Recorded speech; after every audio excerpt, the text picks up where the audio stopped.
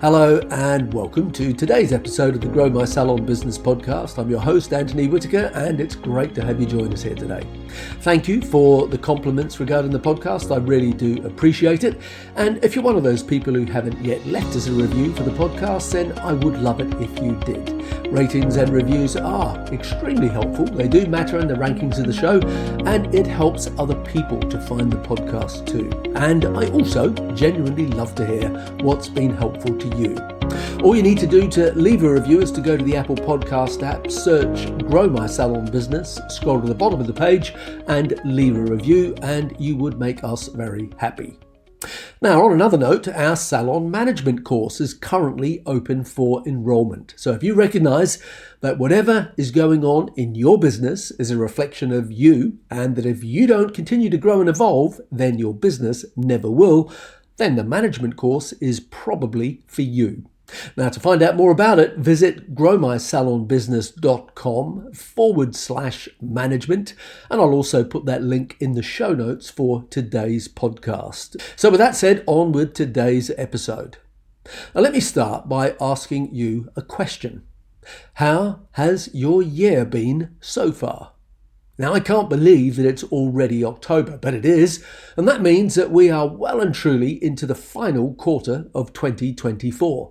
Now, if you cast your mind back to January of this year, in all probability, you had goals and ambitions. And based on whatever your goals and ambitions were for the year, you might be feeling disappointed, especially if you're not on track to achieve what you set out to, or equally, perhaps you have had a great year so far and are absolutely smashing your goals, in which case you'll probably be feeling happy with yourself. But regardless of whether you've had your best year ever, and some people have, or perhaps it's been a year business-wise where you've been completely derailed. Either way, I don't think that many people would say that 2024 has been boring. So my point is that even if 2024 hasn't been kind to you, don't just roll over yet, because October is the beginning of the final quarter, and there is still time to turn everything around and finish strong. And if you're any sort of a sports fan, you would have seen many examples where the last 5, 10 or 15 minutes of a game is where the tide can turn, and the team with the mental discipline, the attitude and the will to win have been able to turn things around and become victorious. And here's the thing. That applies to your business too. So even if you had a challenging year in business, you can still turn it around. It's never too late. And often, just like in sport, it all comes down to the mental discipline, the refusal to give up, the push through, which results in a win. So my message to you is simply to finish the year strong. Because as long as you have the will to win and the courage and determination to never give up, you just never know what you're capable of. And even if you don't get to reach all the goals that you set, you will at least finish the year with a feeling of positive momentum, which is always a good place to start the next year from. Now, I'm lucky enough to work one-to-one with many great salon owners all over the world, and some of them have had a tough year full of uncertainty, clients stretching out appointments, price rises, minimum wage increases, cost of goods increases, team members leaving, just the usual stuff that goes on in any business. Whereas others have had their best year ever, opened new salons, employed new team members, increased revenue, and become more profitable. But even if you've had your best year ever, I'm sure you've still had plenty of obstacles along the way. But either way, best year or a year where everything's gone off the rails, it's never too late to finish the year on a high. So let me ask you, how has your year been? Now, obviously, it's a rhetorical question.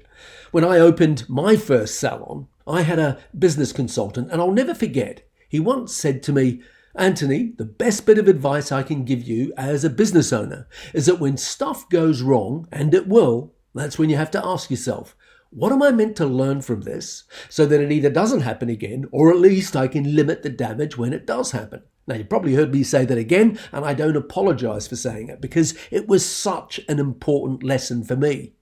And so when you get blindsided, whether it's losing staff members to a competitor, or low levels of productivity, or high staff turnover and people leaving the industry, or personality clashes, whatever it is, just remember that phrase. What am I meant to learn from this? So that it either doesn't happen again, or at least enables me to limit the damage when it does happen. The important thing is that you own it. Whatever happens, you own it. The buck stops with you. So own it, that you take the responsibility for whatever it was, instead of blaming everyone and everything and making excuses or being in a state of denial, because that doesn't help anyone. But there is always a lesson for you to learn in everything that goes wrong. And here's the thing, if you don't learn the lesson, you can pretty much guarantee that it will happen again and again and again until you do learn it. That's just the way the world works. So if you want to finish strong, what should you do? Well, I think the first thing that you should do is to do an honest and objective appraisal of where you and your business are currently at. Because what often happens is that it's easy to get caught up in the stories and the blame game and excuses to justify what's happening. So begin with a frank, objective appraisal of where you are currently at. And remember, that's a two-sided coin. Now, what I mean by that is that you should put the facts down. And here's the important bit. The facts aren't just all the things that have gone wrong, because there is plenty of good that has also gone on throughout the year too. So don't just list all the things that are wrong with your business, all the problems that you've got and all the goals that haven't been met, because that's just going to put you in a complete tailspin.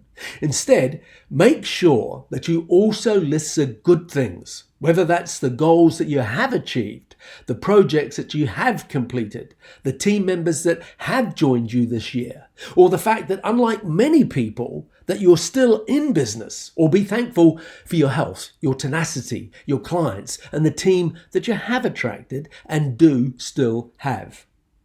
Now, another way of doing an honest appraisal of where your business is currently at, and in the interest of finishing strong, is to ask yourself what's working and what's not working.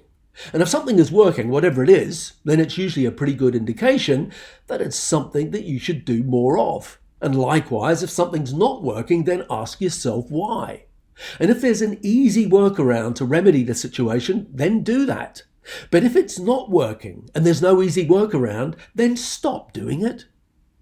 Now, in line with that, I used to find a good exercise to do was to make what I called a stop, start, continue list.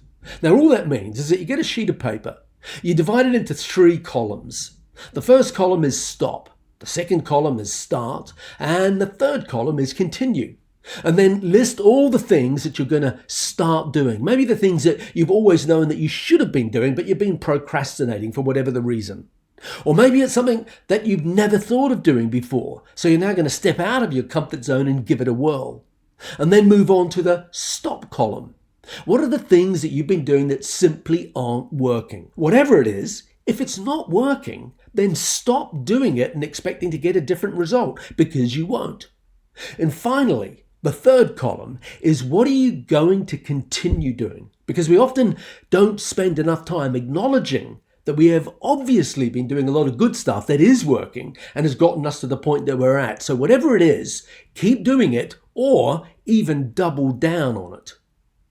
Anything that you can do that will help give you a mental shift and to refocus for the last weeks of the year is fair game. Because otherwise, let's face it, the alternative is that you'll just limp to the finish line disillusioned and discouraged, and that's no way to run a business and inspire a team of motivated professionals to work with you. The last quarter of the year has always historically been a time for many salons where it's the most financially productive time for them. Combined with the holiday season, the build up to Christmas and the new year, it can set a salon up for a productive start into the beginning of the coming year. So where are the opportunities in your business? What can you do for the last few weeks of 2024 to ensure that you finish strong? Now, many of the answers will revolve around promotions. Gift vouchers in particular can be particularly good at this time of year, especially if you have a beauty or med spa component to your business. Or perhaps you have a promotion around bundled packages of products and services. Or perhaps leading up to Christmas, you have extended opening hours. Or maybe it's staff and client celebrations. Or maybe it's about giving back to your community. Or a hybrid of all of the above. Or maybe it's training and promotions that are focusing on increased levels of service for your clients, increased rebookings or average bill, or increasing the frequency of visit. Whatever it is, there's a place for all of them.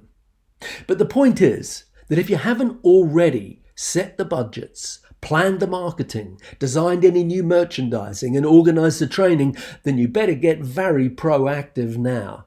So finish strong. You can still turn the year around. You can still have the best final quarter results you've ever had. So before we wrap up this episode, remember my salon management course is currently open for enrollment. So if you recognize that whatever is going on in your business is ultimately a reflection of you, and that if you don't continue to grow and evolve, then your business never will, then the management course is probably for you. To find out more about it, visit growmysalonbusiness.com/management, and I'll put that link in the show notes of today's podcast. So to wrap up, thank you for listening to this week's episode of the Grow My Salon Business podcast. Until next week, be safe and take care of yourself.